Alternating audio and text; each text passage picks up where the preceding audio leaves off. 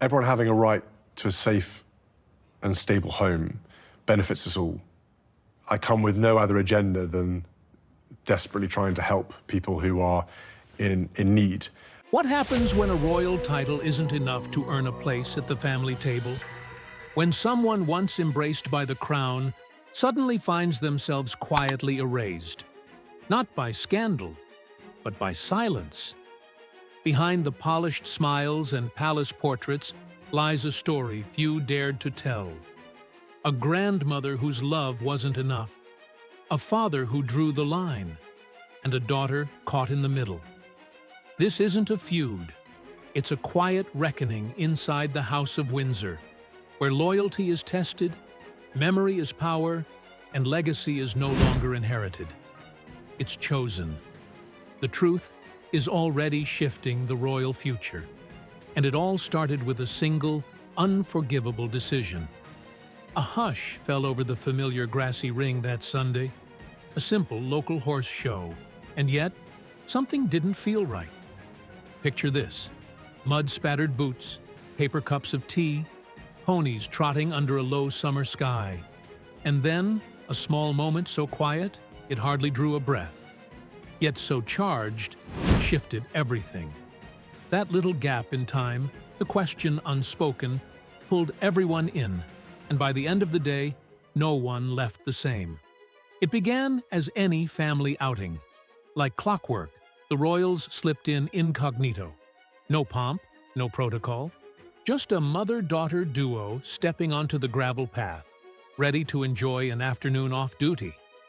The goal? Support a few local riders, enjoy fresh air, and maybe soak in some sunshine. But even this peaceful rhythm held a secret tension. People expecting smiles and waves were instead met with furrowed brows by day's end. Eyes switched from cheerful to concerned. Whispers took the place of laughter. Because something had broken the spell, and once cracked, everything felt different.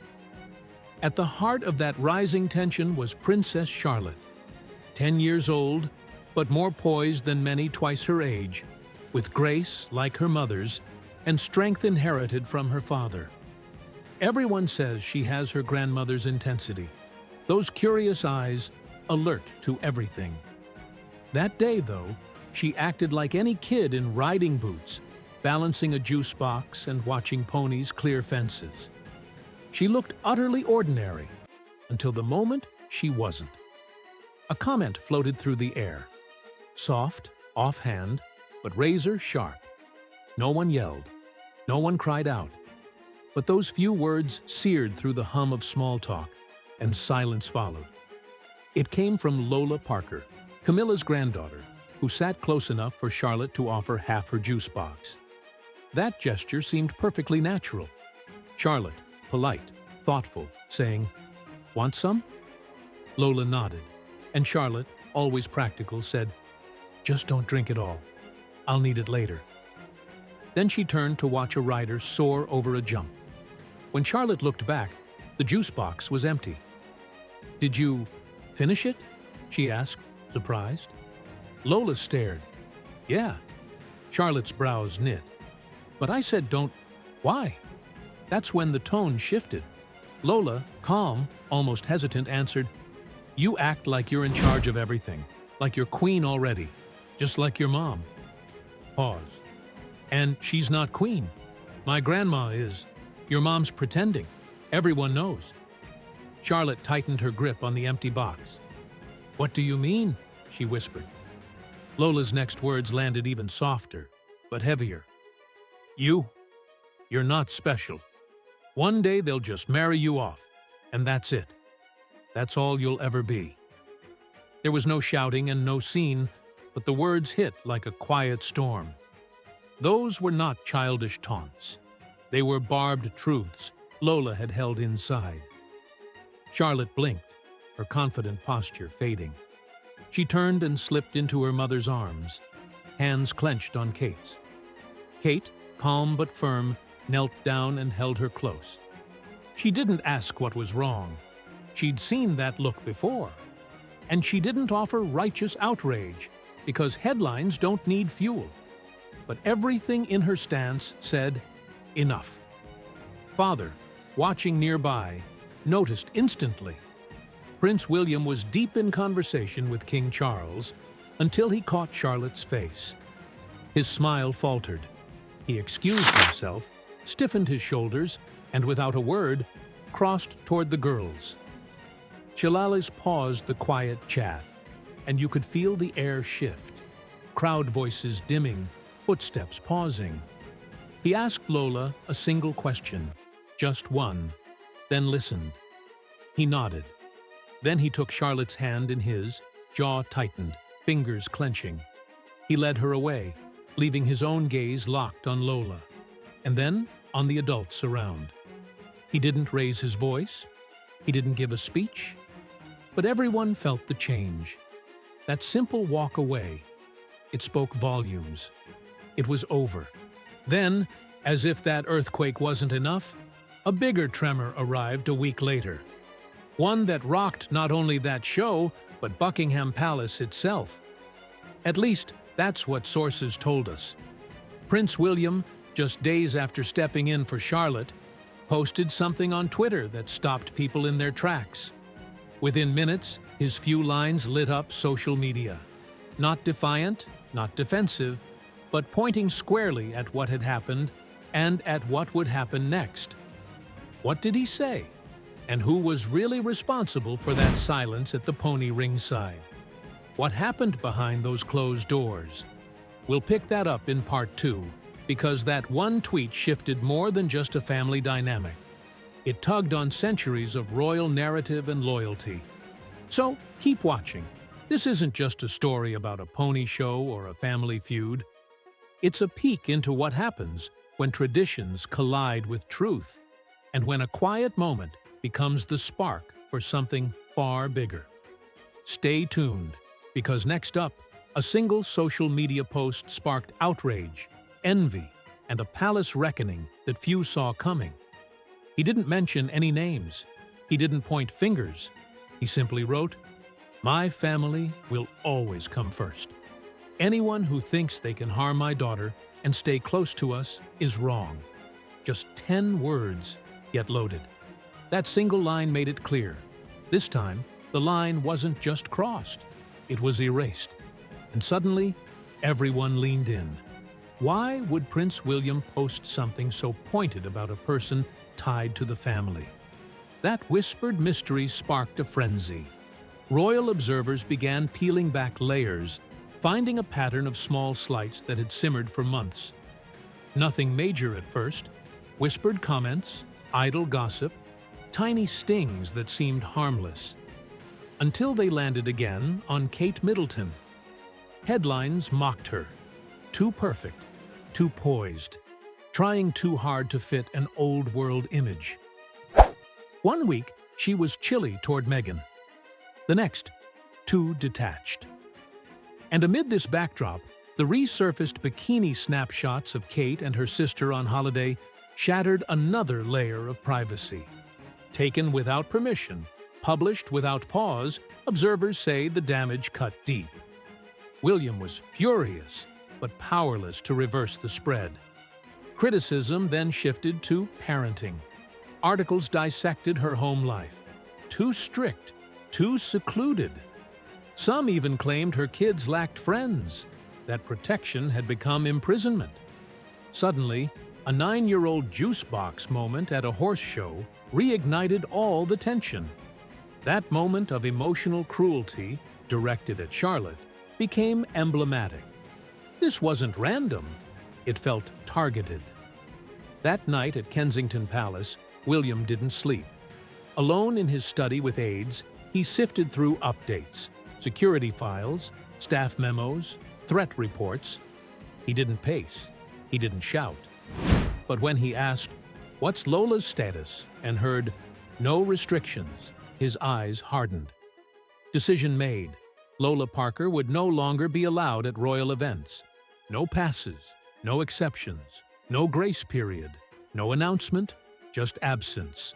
Her name missing from the invites to a Windsor Garden event. The world noticed.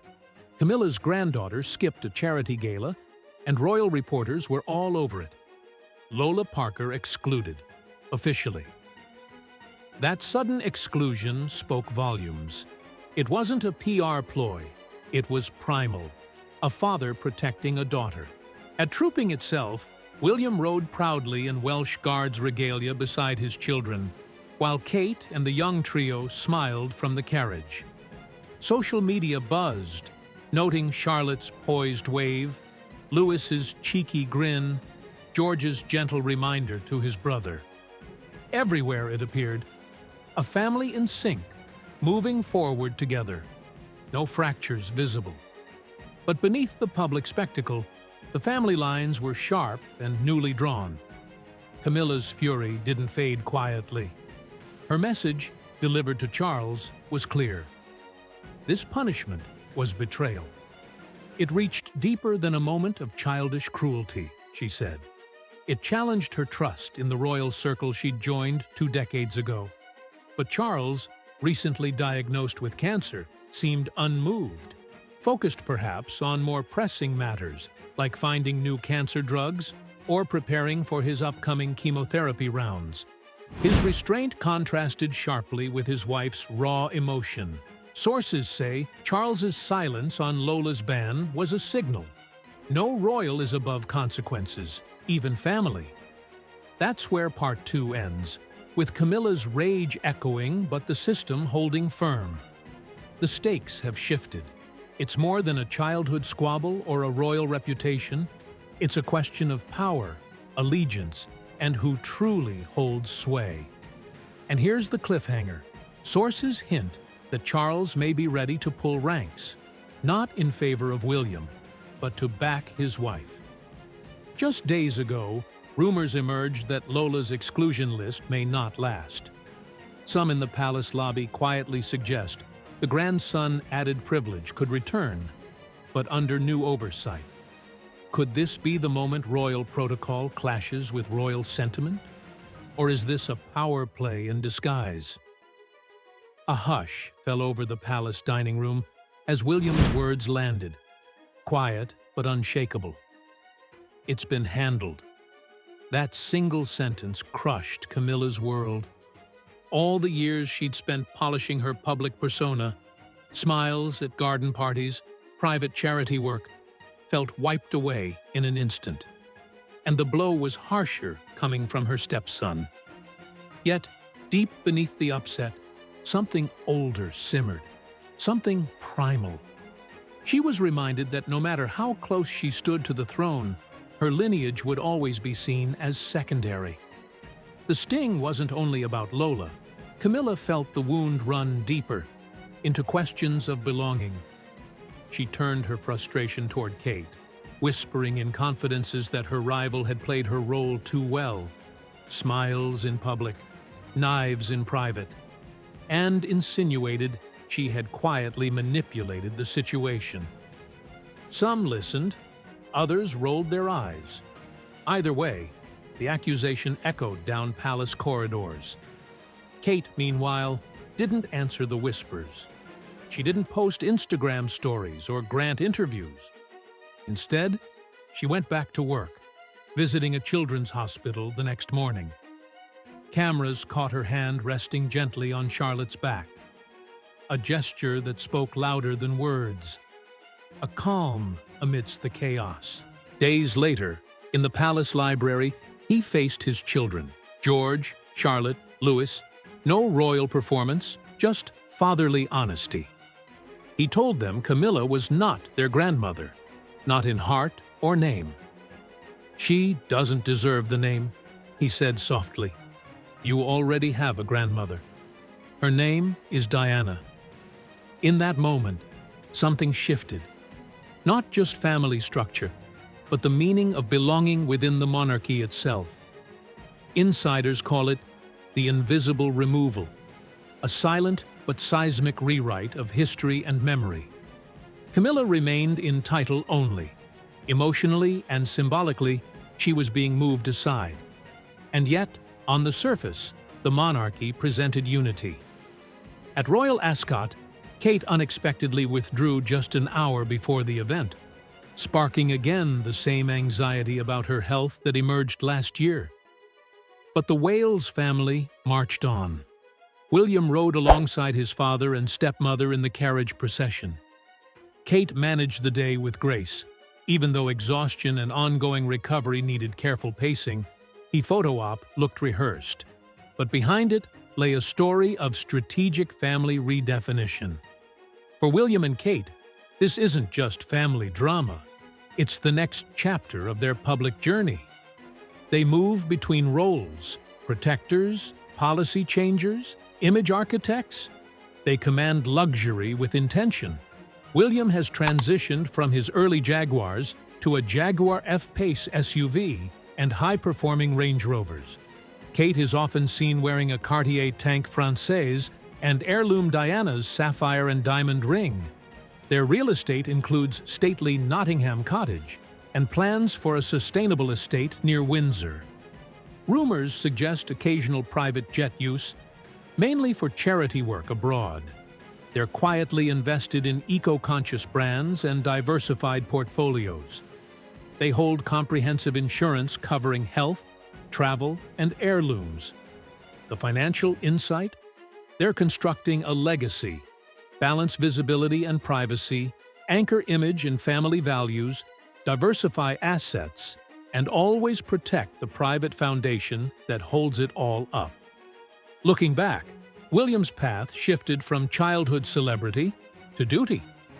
Today, he stands at a crossroads: practical, protective, redefining what modern royalty can be. A juice box incident laid bare deeper fractures, but it also triggered a redefinition of values and boundaries. He didn't raise his voice. He didn't stage a press conference, but he redrew the map. The final question remains: will history recall this as a moment of resilience or reproach? As the palace gates close behind this drama, what matters most isn't titles or protocol. It's what remains after the laughter and photo ops. William drew the line. He protected his daughter. He preserved his mother's legacy. And in doing so, he reshaped the monarchy's future. Is that enough? Was it fair? Or did he overshoot? Let us know below. In the end, maybe the truest power isn't in crowns or crowns' edges, but in the courage to draw boundaries for the ones you love.